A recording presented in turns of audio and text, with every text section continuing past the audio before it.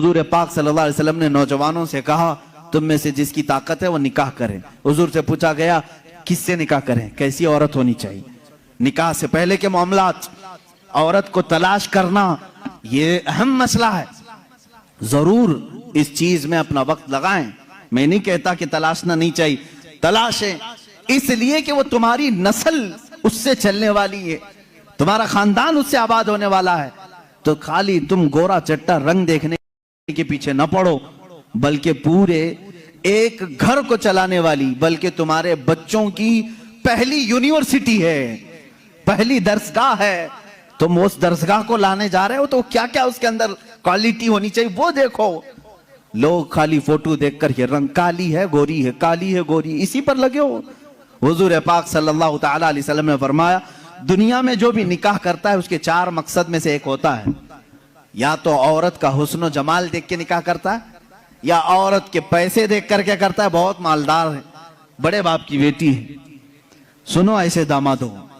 हुजूर सल्लल्लाहु अलैहि वसल्लम ने फरमाया, या तीसरा मकसद यह होता है कि बड़े खानदान वाली है, यानी हसब और नसब आला है, हम तो शेख थे वो पठान है, या फिर और किसी बड़े खानदान की है। पहला खूबसूरती, दूसरा पैसा, तीसरा खानदान। हुजूर ने फरमाया चौथा एक मकसद है वो अच्छा है। हुजूर फरमाते हैं या तो फिर उसके अखलाक व किरदार देखकर निकाह करता है, ये 4 में से कोई एक।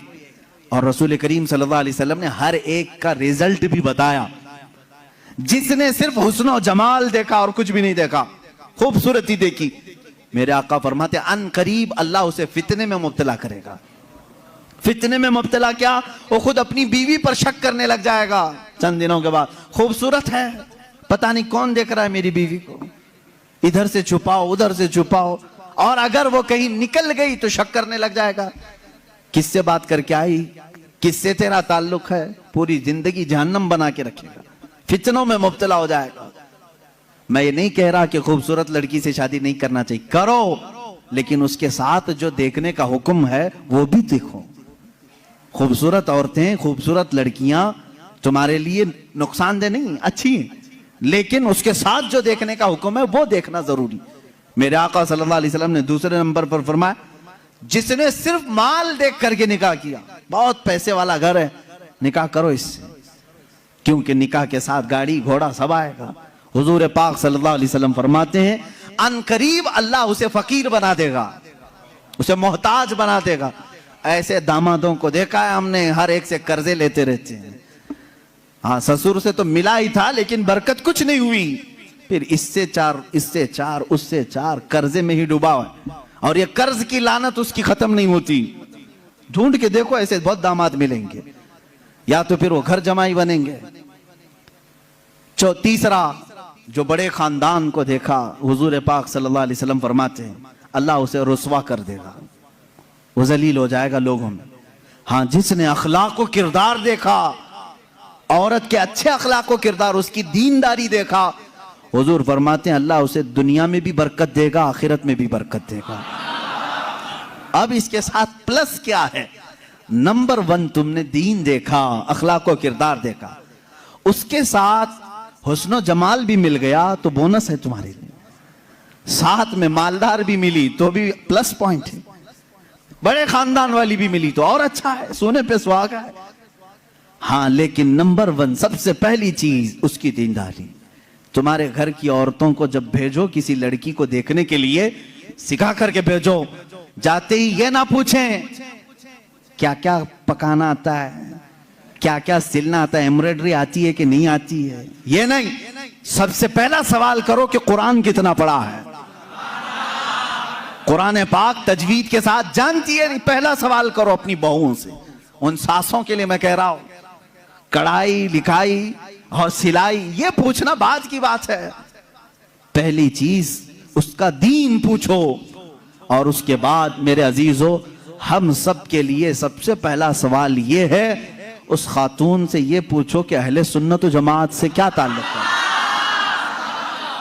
औरतों की तरफ से मर्द के घर जाएं तो भी ये सवाल हो, इसलिए कि ये इश्क़ मुस्तफा की जड़ है, और जहां जड़ खराब हो तो फल नहीं आ सकते। ये सबसे पहला सवाल है कि उसके घर में दीने मुस्तफा कितना है, इश्क़े मुस्तफा कितना है। ये सबसे पहली चीज। अब याद रखना, जिस खातून को इस सवाल के साथ तुम लाए हो, उसकी जिंदगी पूरी अल्लाह रब्बुल इज्जत के जिम्मे करम पर है। फिर औलाद अल्लाह के जिम्मे करम पर है। हुस्न जमाल के साथ अल्लाह तुम्हें बाअखलाक औलाद अता करेगा, बाअखलाक औलाद अता करेगा। लेकिन ये तरीका शादियों का इस तरह से रखो, अगर लोगों को ये मालूम हो जाए ना, आज तुमने रिवाज बना लिया, लड़कियों को देखने आने से पहले सबसे पहले लड़के की अम्मा यही सवाल कर रही है, लड़के की बहन यही सवाल कर रही है, कुरान कितना पढ़ा है, तजवीद कितना पढ़ा है। 2-4 घरों में ये होने लग जाए तो देखो लड़कियों को सबसे पहले अब कुरान पढ़ाना शुरू कर देंगे। क्यों? सबको मालूम है नहीं पढ़ाएंगे शादी नहीं होगी। आज ये एम्ब्रॉयडरी क्यों करा रही हैं? इसलिए कि सवाल तुम पहले यही कर रहे हो, सिलाई आती है कि नहीं। सब लड़कियां सिलाई क्लास में क्यों जा रही? देखने वाले आकर के यही पूछ रहे हैं सिलाई कितनी आती, पकाई कितनी आती। इंडोनेशिया का माहौल मैंने देखा, इंडोनेशिया के हमारे बहुत सारे दोस्त हैं, सबसे ज्यादा मेरे ख्याल से हज पे आने वाले इंडोनेशिया के लोग। क्यों जानते हैं? वहां जो भी लड़की देखने के लिए जाते हैं या लड़के को लड़की वाले देखने आते हैं, पहला सवाल करते हैं हज किया है कि नहीं। हज किया है तो बाप अपनी बेटी देता है, हाजी को दे रहा हूं। और इसी तरह लड़का भी फख्र करता है। मेरे तकरीबन 100 से ज्यादा इंडोनेशी दोस्तों, सबकी औरतें हज्जन है और वो खुद हाजी हैं। कहते हैं हमारे यहाँ शादी से पहले हज करा देते हैं, इसलिए कि इसी बेस पर शादी होती। ये कितने अच्छी चीज है कि दीन का सवाल हो रहा है, दीन पूछा जा रहा है। हाँ, ये तो तुमने लड़कियों से जाकर के घरों में पूछा, कढ़ाई आती है, सिलाई आती है, पकाई आती है। और यही सवाल लड़की के घर वाले जब लड़के पर के पास आते हैं, क्या करते हैं? कौन सी ऑफिस में काम कर रहा है, परमानेंट जॉब है कि प्राइवेट जॉब है, कैसी जॉब है, ये सब सवालात तो है ही। लेकिन धीमे धीमे प्रॉपर्टी भी पूछते हैं, कहां कहां है, कितनी जायदाद है। खुद डायरेक्ट ना पूछे तो किसी से पूछवा लें, बाप की कितनी जायदाद है।